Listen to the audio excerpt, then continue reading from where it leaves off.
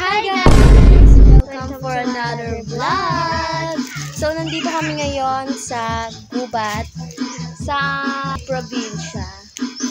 So, ito ang buhay namin sa probinsya. Pero wala kami sa aming bahay. Nandito kami sa bundok. Diba?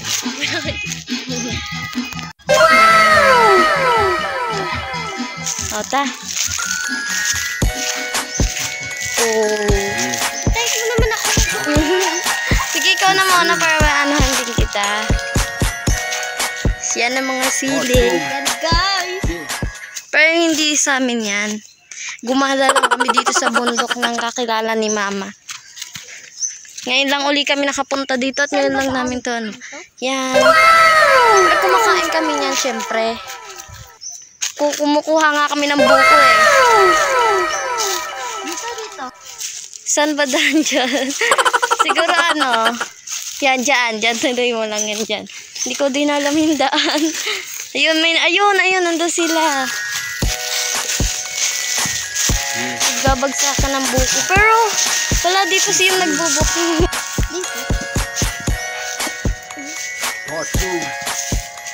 Yan, may nagbubuko na doon. Yan guys, ang ganda dito. Dito kami sa Batangas.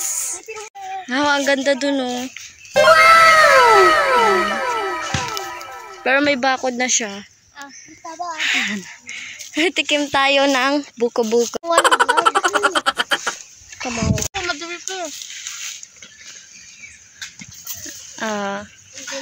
Ay kamigo, dali. Hello.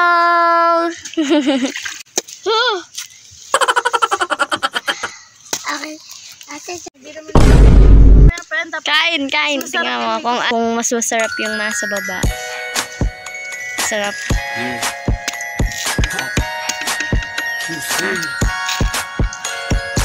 Ganyan siya guys, umino. Ayan. Ako sunod ah. Yan. Bundok talaga siya.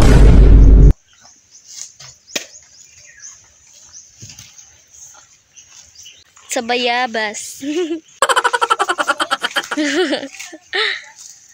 Yun, yung kapatid kong gala.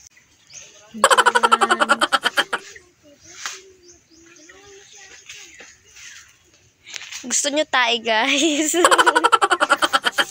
So yan guys, bumibitaw na siya sa pagbablog.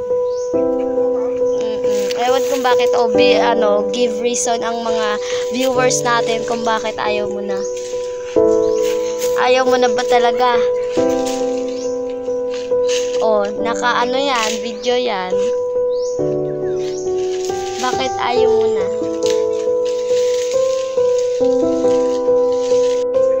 Okay. Kasi lahat ng vlog. Ano?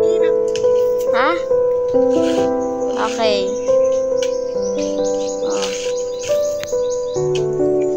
Bakit?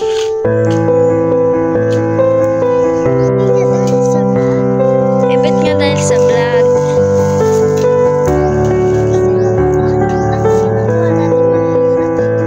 Siyempre, para challenging.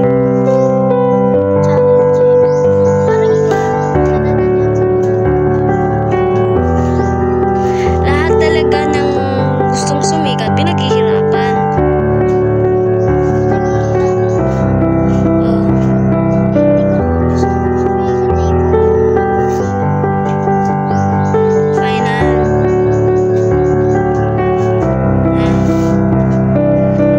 Bibitaw ka na.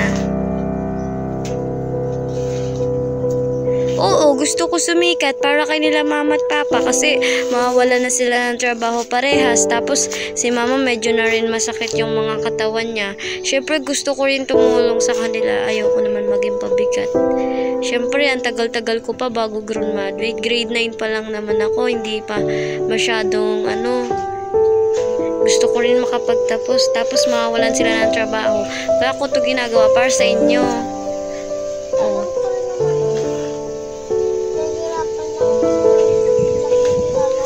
Kaya nga, kaya ko naman mag-vlog mag-isa, pero kung bibitaw ka, ako na lang mag-isa, itutuloy ko to para sa inyo. ayaw mo na.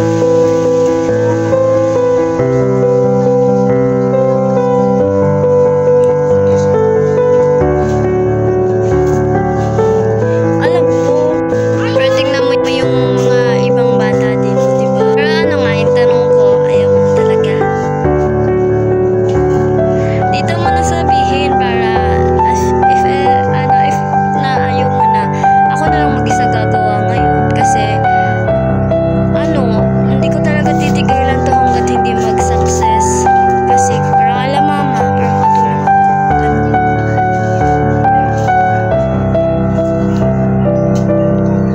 sir, please, hinihintay nila kung bibitaw ka na. Hindi ko nga alam. Bakit kasi ang dami-dami pwedeng gawin na vlog na badalala? Bakit ang ihirap pa ng ginagawa? Agay nga, magbigay ka ng mahirap. Bakit mahirap? Magbigay ka ng mahirap na pinagawa ko sa'yo. Karamay mo naman ako sa mahirap na pinapagawa ko. Karamay mo ah.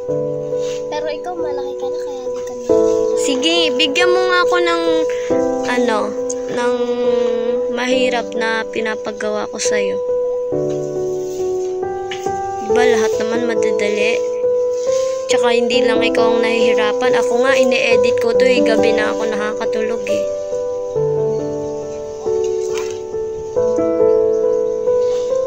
Sagutin mo, ayaw mo na o gusto mo pa, walang pag-iisipan mo pa, walang ganun. Para ako na lang tutuloy sa mga kaya ko naman. Prank-prank ko lang sa kaya ko, basta para sa inyo naman. Kasi nga, ikaw yung bibitaw, hindi naman ako bibitaw eh.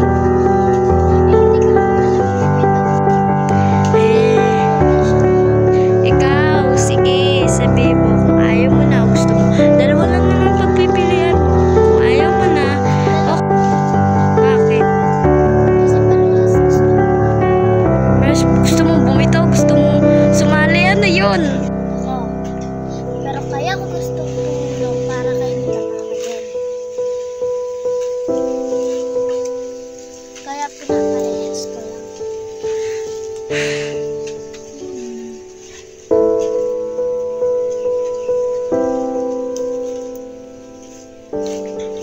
Iiwan mo na talaga ako para free ka na. Okay lang sa akin, mag-isa na lang ako.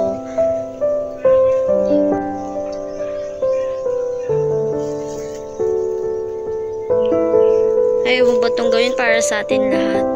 Kasi ako naawa na ako ng mama at papa. Na uli sila, magtatrabaho na uli sila ng gabi. Tapos masasakit pa ang likod ni mama. Lahat. Kaya lahat gagawin ko para sa kanila. Ikaw, kung ayaw mo, suporta pa rin sila sa'yo.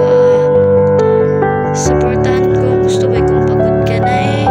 Hindi, ako na lang. Pero hindi talaga ako mapapagod para sa inyo.